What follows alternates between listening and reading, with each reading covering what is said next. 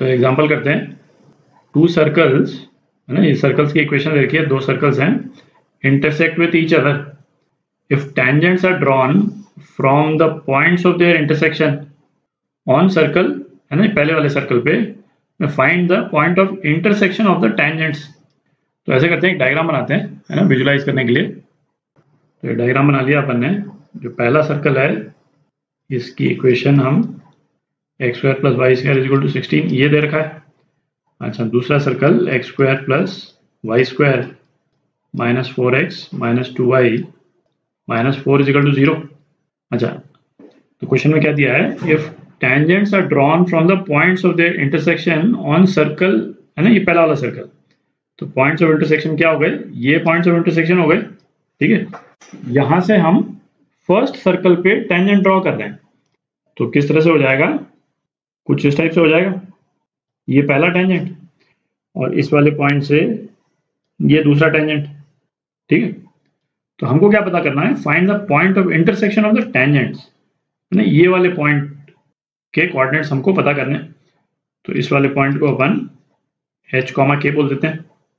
तो देखें, ये दो सर्कल्स जो इंटरसेक्ट कर रहे हैं, ये वाली जो लाइन है जो इनके पॉइंट्स ऑफ इंटरसेक्शन से पास कर रही है ना, ये क्या हो गई, ये रेडिकल एक्सिस है ना, ये रेडिकल एक्सिस है और इसकी इक्वेशन जो है वो क्या हो जाएगी, s1 - s2 = 0। तो इन दोनों सर्कल्स की इक्वेशन को हम एक दूसरे से सब्ट्रैक्ट कर दें तो हमारे पास में रेडिकल एक्सिस की इक्वेशन आ जाती है।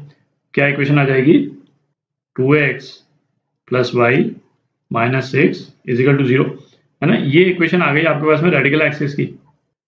अच्छा, अब एक चीज देखें, ये ग्रीन वाले सर्कल को आप भूल जाएं, ठीक है, केवल रेड वाले सर्कल को कंसिडर करें। तो रेड वाले सर्कल में हो क्या रहा है कि हमने किसी एक एक्सटर्नल पॉइंट से रेड सर्कल पे दो टेंजेंट ड्रॉ कर दिए और टेंजेंट्स का पॉइंट ऑफ कांटेक्ट वही है जिसके थ्रू रेडिकल एक्सिस पास कर रहा है। ठीक है, तो ये जो AB जो है ये क्या हो गया, पहले वाले सर्कल के लिए AB जो है वो कॉर्ड ऑफ कांटेक्ट भी हो गया। ठीक है, कॉर्ड ऑफ कांटेक्ट जिसका एक्सटर्नल पॉइंट जो है वो H और K है। ठीक है, तो बेसिकली ये वाली जो लाइन है वो रेडिकल एक्सिस भी है, दोनों सर्कल्स के लिए रेडिकल एक्सिस भी है, और यही सेम लाइन की इक्वेशन, है ना, मतलब AB वाला जो कॉर्ड है वो पहले वाले सर्कल के लिए कॉर्ड ऑफ कांटेक्ट भी है। ठीक है, तो कॉर्ड ऑफ कांटेक्ट की जो इक्वेशन होती थी वो क्या होती थी, कॉर्ड ऑफ कांटेक्ट की इक्वेशन होती थी T = 0। ठीक है, जनरल फॉर्म में T को हम कैसे लिखते थे, चूंकि सर्कल जो है वो इस एक्सप्रेशन में है, इसमें G और F नहीं है, तो क्या होता था, x1x + y1y - c = 0, है ना, ये कॉर्ड ऑफ कांटेक्ट की ये इक्वेशन होती थी। अच्छा, इस वाले केस में x1 y1 क्या है, H और K। ठीक है, तो ये क्या हो गया, hx + ky - c = 0।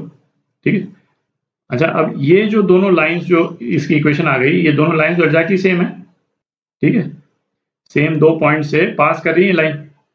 तो इन दोनों लाइंस को यदि हमको इक्विवेलेंट करना है तो H और K की क्या वैल्यू होनी चाहिए, जो इनके कोएफिशिएंट्स के जो रेशियोज हैं वो सेम होने चाहिए। तो x और y के जो कोएफिशिएंट्स हैं, है ना, और c उसके जो रेशियोज हैं दोनों लाइंस के वो सेम होने चाहिए ताकि लाइंस एग्जैक्टली आइडेंटिकल हो जाएं। तो कहने का क्या मतलब हो गया कि h/2 ये किसके बराबर होना चाहिए, k/1, और ये बराबर होना चाहिए -c/-6। ठीक है, अच्छा, ये c इस वाले केस में क्या है, सर्कल की इक्वेशन x² + y² - 16 = 0। तो c जो है 16 है, तो -c जो है -16 हो जाएगा, तो -16/-6।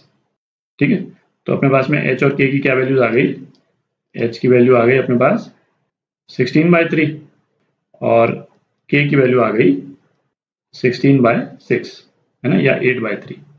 ठीक है, तो ये आपके आंसर, ये दोनों टेंजेंट, है ना, इस पॉइंट से पास करेंगे।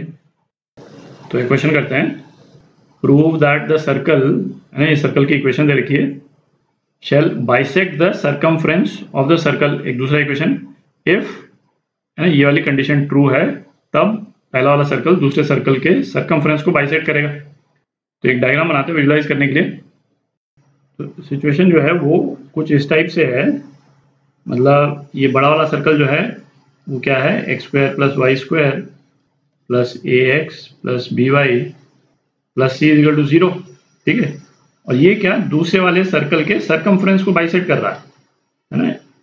कहने का मतलब ये पॉइंट्स ऑफ इंटरसेक्शन जो हैं ये इस तरह से इंटरसेक्ट कर रहे हैं दो सर्कल्स कि आधा सरकमफ्रेंस इधर हो गया और इस सर्कल का आधा सरकमफ्रेंस इधर हो गया, ठीक है। अब चूंकि फर्स्ट वाले सर्कल का सरकमफ्रेंस बाइसेक्ट हो गया है तो इसका इम्प्लीकेशन क्या हुआ कि यदि हम रेडिकल एक्सिस को ड्रॉ करते हैं इनके इंटरसेक्शन पे, ये जो रेडिकल एक्सिस बना इसको हमने ड्रॉ किया तो पहले वाले सर्कल का जो सेंटर है वो इस रेडिकल एक्सिस पे पड़ेगा, ठीक है। तो पहले वाले सर्कल का सेंटर जो है वो क्या है, 2 -1। रेडिकल एक्सिस की इक्वेशन निकालते हैं अपन। तो रेडिकल एक्सिस की क्या इक्वेशन होती थी, s1 - s2 = 0। इस वाले सर्कल को s1 मान लेते हैं, इसको s2 मान लेते हैं। तो रेडिकल एक्सिस की क्या इक्वेशन आ जाएगी अपने पास, a + 4x + b - 2y + c + 9 = 0, है ना। ये रेडिकल एक्सिस की इक्वेशन। और ये वाला जो पॉइंट है पहले वाले सेकंड वाले सर्कल का सेंटर वो इस लाइन पे पड़ रहा है, तो सेंटर के कोऑर्डिनेट्स जो है इस लाइन में डाल देते हैं। तो ये क्या हो जाएगा, a + 4 × 2 + b - 2 × -1 + c + 9 = 0। तो ये क्या आ गया, 2a - b + c + 19 = 0, ठीक है। और ये रिलेशन चाहिए अपने को प्रूव करने के लिए, तो ये आपका आंसर